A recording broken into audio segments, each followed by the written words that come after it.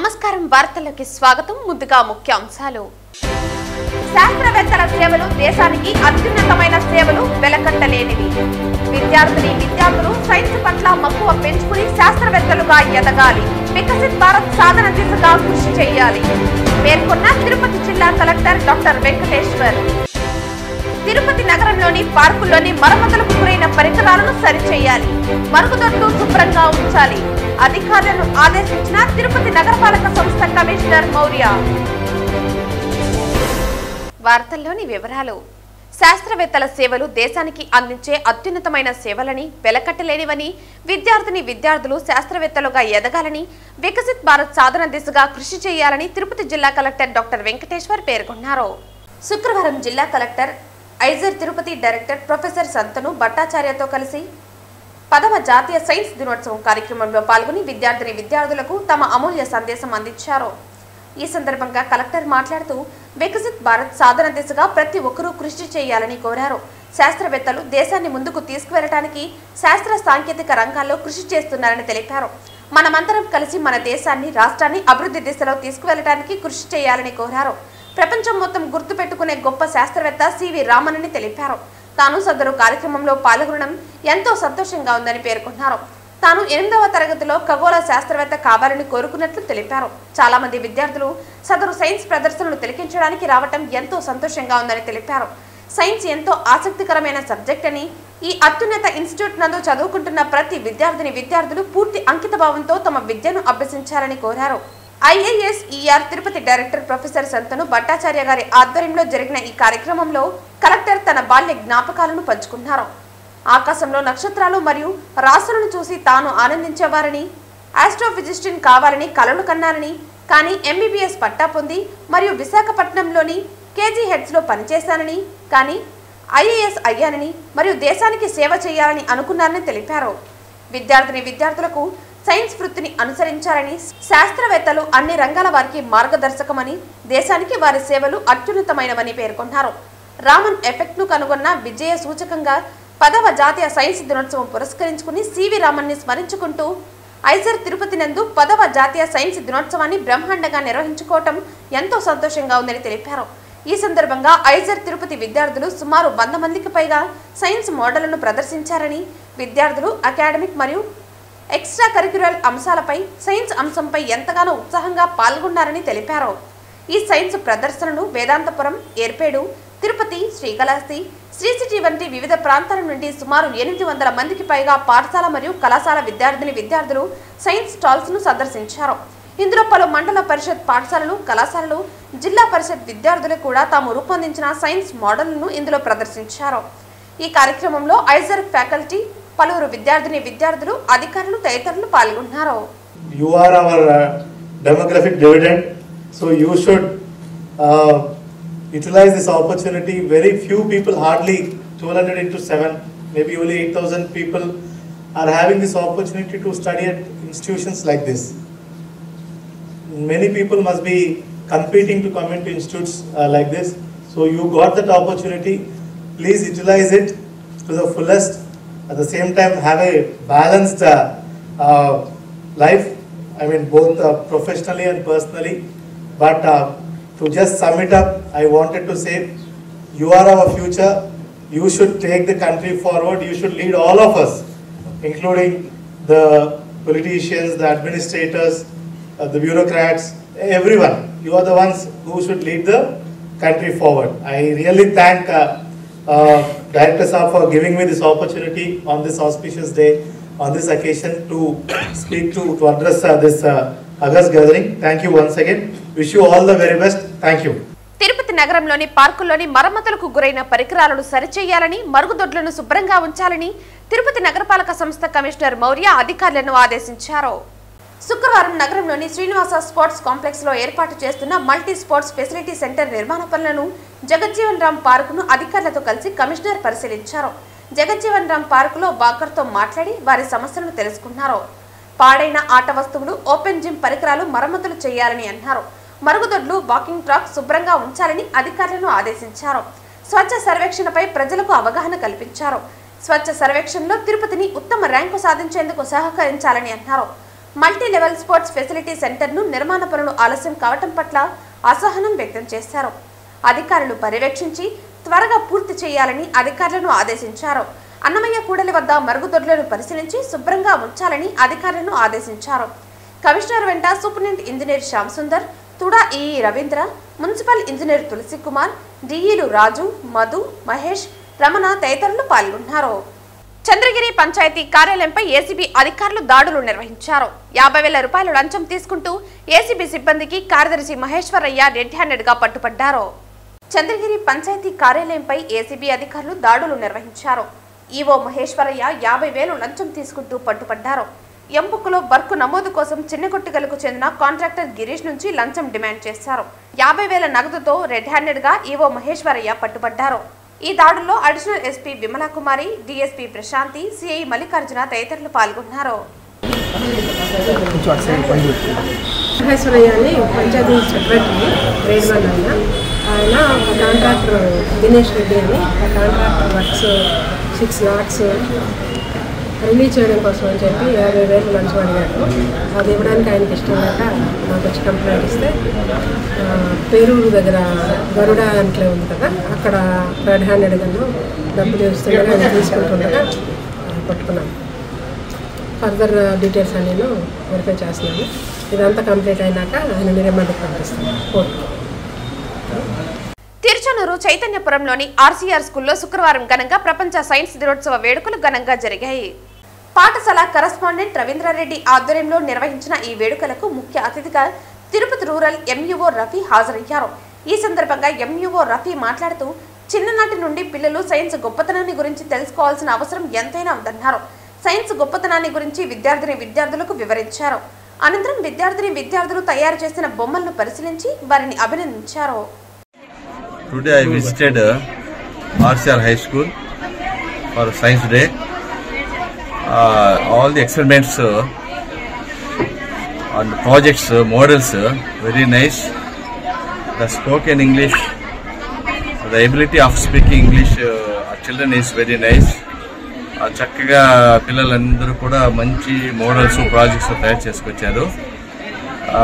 ఈ యాజమాన్యము ఆ పిల్లల పట్ల ఇంత శ్రద్ధ తీసుకొని చేయడం అనేది చాలా సంతోషదాయకము.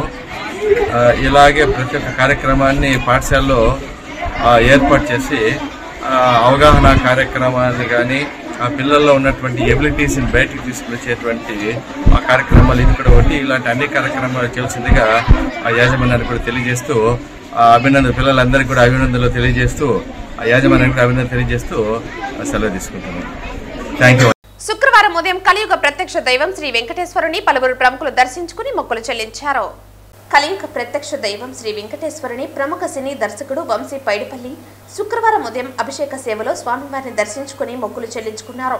అలాగే శుక్రవారం ఉదయం వీఐపీ విరామ సమయంలో మాజీ మంత్రి జానారెడ్డి, విధానసభ లోకల్ ఫండ్స్ అకౌంట్స్ కమిటీ సభ్యులు చైర్మన్ సంజయ్ రతన్లు వేరువేరుగా సినీ కథానాయకి హన్సికా మోత్వాని, భర్త సోహెల్ కతూరియాతో కలిసి స్వామివారి సేవలో పాల్గొని మొక్కులు చెల్లించుకున్నారు. దర్శన అనంతరం రంగనాయకుల మండపంలో వేద పండితులు వేద ఆశీర్వచనం అందించగా ఆలయ అధికారులు శ్రీవారి తీర్థ ప్రసాదాలు అందజేసి పట్టు వస్త్రంతో సత్కరించారు. 5-6 ఇయర్స్ తర్వాత నేను తిరుపతి రావటం, అనేక మంది మిత్రులు అంతకుముందు నాతో ప్రత్యక్షంగా పరోక్షంగా ఉన్నటువంటి ఆత్మీయులు ఎంతోమంది కలుసుకున్నారు. దానికంటే ముఖ్యంగా ఈరోజు తిరుమలలో దైవ దర్శనంతో పాటు మా ఫ్యామిలీ మెంబర్స్ అందరూ పూజ కొరకు వచ్చున్నాం. ఒక పూజ ఉదయం అయిపోయింది. ఆ తర్వాత ఇప్పుడు ప్రస్తుతం నన్ను మీరందరూ అభిమానించినటువంటి వాళ్ళే. ప్రస్తుతం నేను విశ్రాంతి తీసుకుంటున్న ఈ సమయంలో కూడా నన్ను మర్చిపోకుండా మీ అందరూ ఉంటున్నందుకు సంతోషం. ప్రత్యేకంగా తెలుగు ప్రజలకు, ఆ తర్వాత విడిపోయిన నా ఆంధ్రప్రదేశ్ యొక్క మిత్రులకు, ఆత్మీయులకు, ప్రభుత్వానికి, ప్రజలందరికీ నా ఉగాది శుభాకాంక్షలతో పాటు అటు తెలంగాణ ఇటు ఆంధ్రప్రదేశ్ విడిపోయినట్టుగా రాష్ట్ర పరిపాలన పరంగా విడిపోయినా కానీ, ఉదయరీత్యా కానీ లేక మనందరి బాంధవ్యాల ఆత్మీయత కానీ విడిపోలేదు. ఇది కొనసాగుతూనే ఉంటుంది. తెలుగు వాళ్ళందరం కూడా ఒకటిగా ఐక్యతగా ఉండి 2 రాష్ట్రాలు అభివృద్ధి అయి సుసంపన్నం కావాలని నేను ఆశిస్తున్నాను. అందుకు నేను నా అనుభవాన్ని అక్కడ ఇక్కడ కూడా నా ఆలోచన అందించే దాంట్లో ఉంటానని మీకు తెలుస్తూ ఉగాది శుభాకాంక్షలు. సీఎం చంద్రబాబు నాయకత్వంలోని కూటమి ప్రభుత్వం నేడు 3.22 లక్షల కోట్లతో పూర్తి స్థాయిలో బడ్జెట్ ని ప్రవేశపెట్టింది. ఈ బడ్జెట్ పై సిపిఎం రాష్ట్ర కార్యదర్శి శ్రీనివాసరావు స్పందించారు. 3.22 లక్షల కోట్ల అంచనా వ్యయంతో ప్రవేశపెట్టిన భారీ బడ్జెట్ రాష్ట్ర అభివృద్ధి, ప్రజా సంక్షేమానికి తోడ్పడేదిగా లేదన్నారు. పైగా లక్షల కోట్లు అదనంగా అప్పు చేయబోతున్నారని, మరో 80,000 కోట్లు ద్రవ్యలోటు ఉందన్నారు. దాన్ని పూడ్చుకోవడానికి ప్రజలపై అదనపు భారాలు వేసేదిగా ఈ బడ్జెట్ ఉందన్నారు. ఈరోజు అసెంబ్లీలో రాష్ట్ర ఆర్థిక మంత్రి ప్రవేశపెట్టినటువంటి బడ్జెట్ రాష్ట్ర అభివృద్ధికి కానీ ప్రజల సంక్షేమానికి కానీ తోడ్పడేదిగా లేదు. పైగా రానున్న రోజుల్లో ప్రజల మీద అదనపు భారాలు మోపుతుందని చెప్పడానికి అవసరమైనటువంటి లెక్కలు ఇందులో కనిపిస్తున్నాయి. మొత్తం 3,22,000 కోట్ల బడ్జెట్లో 40,000 కోట్లు మాత్రమే ఉపాధిని కల్పించేటువంటి క్యాపిటల్ బడ్జెట్ ఉన్నది. మిగతా అంతా కూడా రెవెన్యూ ఖర్చుల కింద, ఇతర ఖర్చుల కింద పోతున్నది. కావున సామాజిక రంగాలకి, విద్యా వైద్యంతో సహా సంక్షేమ కార్యక్రమాలకి గత బడ్జెట్తో పోల్చుకుంటే కేవలం 2% మాత్రమే పెరిగింది. ఇది పెరుగుతున్నటువంటి ధరలతో పోల్చుకున్నప్పుడు ఇది 8% ఇన్ఫ్లేషన్ రేటు, మన రూపాయలు పడిపోయి ఇన్ఫ్లేషన్ పెరుగుతున్నటువంటి పరిస్థితుల్లో 2% అనేది చాలా నామినల్. ఇది కూడా రేపు ఖర్చు అవుతుందా లేదా తెలియదు. వ్యవసాయం తీవ్రమైన సంక్షోభంలో ఉంది. వ్యవసాయ రంగానికి, ఇరిగేషన్కి కానీ కేటాయింపులు సంతృప్తికరంగా లేవు. పోలవరం మినహాయిస్తుంది కేంద్ర బడ్జెట్, కేంద్రం ఇచ్చే నిధులతో నడుస్తుంది. 11,000 మాత్రమే మన బడ్జెట్కి కేటాయించారు. ఇది దీంతో వెలుగొండ కానీ, ఆంధ్రనీవా కానీ, జంజావతి కానీ, వంశధార కానీ ఇవన్నీ పూర్తి చేయాలి. చిన్న చిన్న ప్రాజెక్టులు, చెరువులు, కొంటలు, అలాగే వరద నివారణ, అనేక అంశాలన్నీ దీని కిందకి వస్తాయి.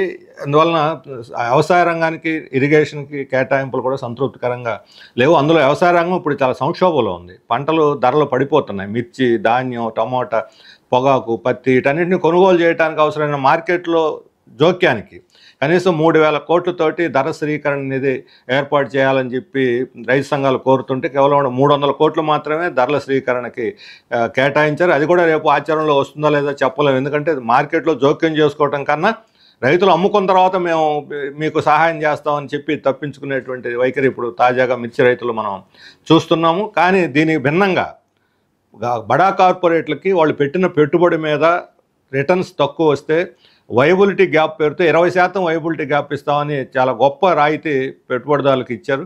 ఇలాంటి రాయితీ రైతులకు కానీ, ఇతర చేతి వృత్తిదారులకు కానీ, చిన్న చిన్న వ్యాపారస్తులకు కానీ, చిన్న పారిశ్రామికవేత్తలకు కానీ కల్పించకుండా పెద్ద కార్పొరేట్లకు వైబిలిటీ గ్యాప్ పేరుతో, స్టార్టప్ల పేరుతోటి విదేశీ నిధులు తెచ్చేటువంటి వాళ్ళకి ఇవ్వటం అని అంటే ఇది పూర్తిగా ప్రజల యొక్క డబ్బుని దుర్వినియోగం చేయటమే. వాళ్ళు వచ్చి ఇక్కడ ఇప్పటివరకు చరిత్రలో అభివృద్ధి చేసి ఉపాధి కల్పించింది కూడా లేదు. భూములు కేటాయించినవి కూడా ఖాళీగా ఉన్నటువంటి కనిపిస్తున్నాయి. మనకు 10 ఏళ్ల నుంచి కేంద్ర ప్రభుత్వ సంస్థలు నిమ్స్ లాంటివి పెట్టలేదు, లేదా SEZలో పరిశ్రమలు లేవు.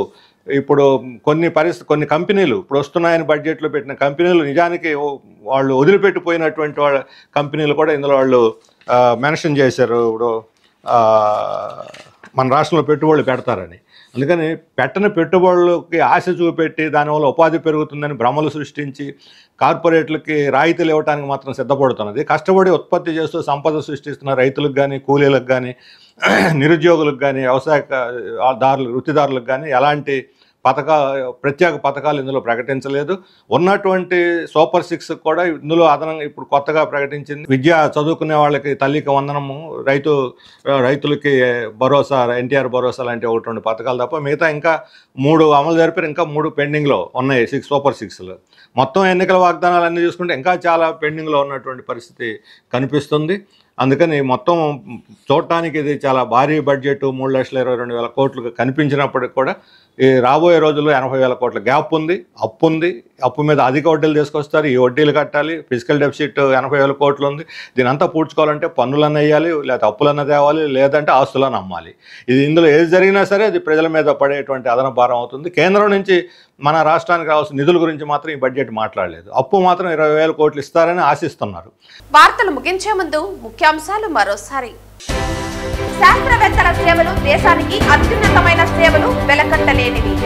విద్యార్థులు సైన్స్ పట్ల మక్కువ పెంచుకుని శాస్త్రవేత్తలుగా ఎదగాలి. వికసిత్ భారత్ సాధన దిశగా కృషి చేయాలి పేర్కొన్న తిరుపతి జిల్లా కలెక్టర్ డాక్టర్ వెంకటేశ్వర్. తిరుపతి నగరంలోని పార్కుల్లోని మరమ్మతులకు గురైన పరికరాలను సరిచేయాలి. మరుగుదొడ్లు శుభ్రంగా ఉంచాలి. అధికారులను ఆదేశించిన తిరుపతి నగరపాలక సంస్థ కమిషనర్ మౌర్య. ఈ వార్తలు ఇంతటితో సమాప్తం. తిరిగి వార్తల్లో మళ్ళీ కలుద్దాం. అంతవరకు సెలవు. నమస్కారం.